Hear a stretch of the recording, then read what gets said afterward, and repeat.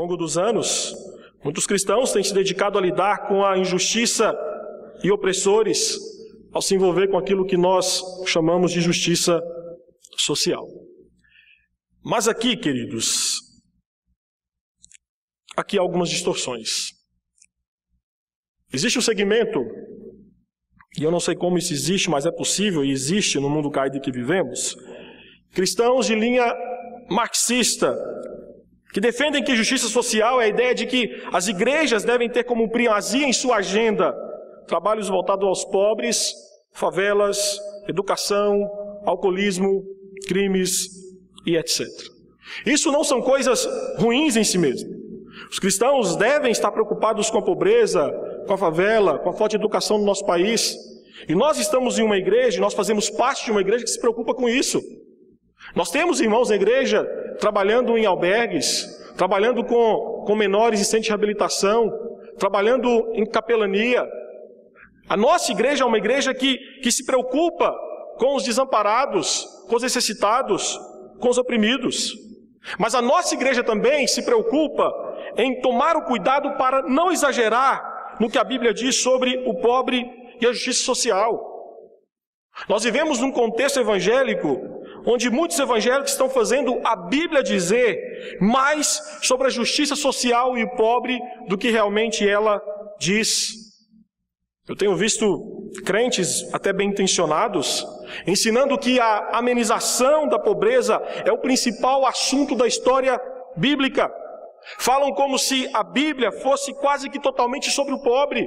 Falam como se de Gênesis a Apocalipse a história fosse de Deus tomando o lado dos pobres, provendo meios para erradicar a pobreza. Estes cristãos pregam que cuidar da criação é uma questão de justiça. A distância entre rico e pobre é uma questão de justiça. Defender um salário digno é questão de justiça.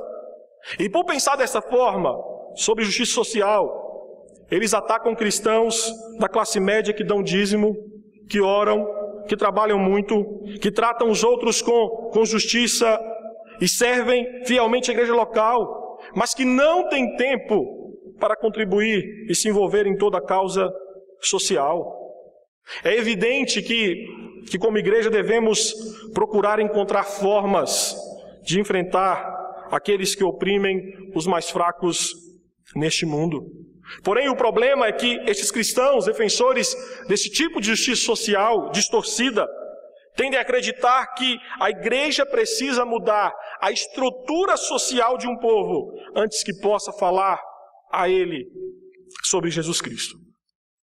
Os defensores desse tipo de justiça social tendem a falar que a maior necessidade das igrejas é lidar com a fome e a pobreza antes de pregar o Evangelho. É fato que as igrejas devem lidar com as questões de pobreza e desigualdade social, pois é difícil você pregar para alguém que está morrendo de fome ou passando frio.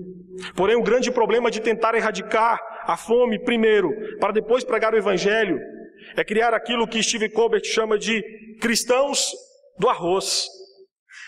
Ele explica que cristãos do arroz são aqueles que confessam Cristo porque sabem que terão comida se fizerem isso, ou sentem-se obrigados a confessar Cristo depois de terem recebido a comida. O problema dessa visão distorcida de justiça social é criar uma dependência da ajuda assistencial da igreja.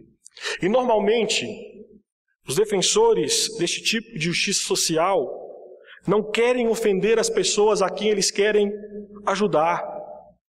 Por exemplo, eles não pregam sobre o pecado, eles não são contra o aborto ou a homossexualidade, porque isso pode ofender as pessoas que eles querem ajudar em nome desta justiça social.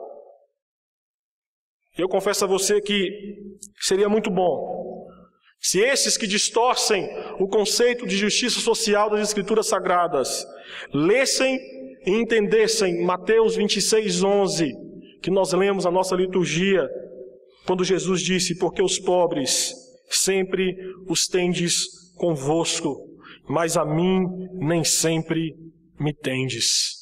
E neste contexto, Jesus estava apenas a alguns dias de ser preso, espancado, crucificado, morto e sepultado. E uma mulher, ouve que Jesus está ali e vem e derrama um perfume caro sobre a sua cabeça. Quando os discípulos viram isso, ficaram indignados e reclamaram que o perfume poderia ter sido vendido e o dinheiro dado aos pobres. E a resposta de Jesus envolve a prioridade deles e a igreja, ou seja, ajudar os pobres é admirável, faz parte das boas obras, mas o serviço a Jesus é ainda mais importante. Evangelizar é o ato mais importante da igreja.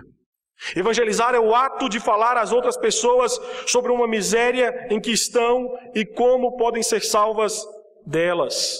É falar que existe uma miséria bem maior que a miséria física, material, que é a miséria da alma pecadora sem Jesus Cristo.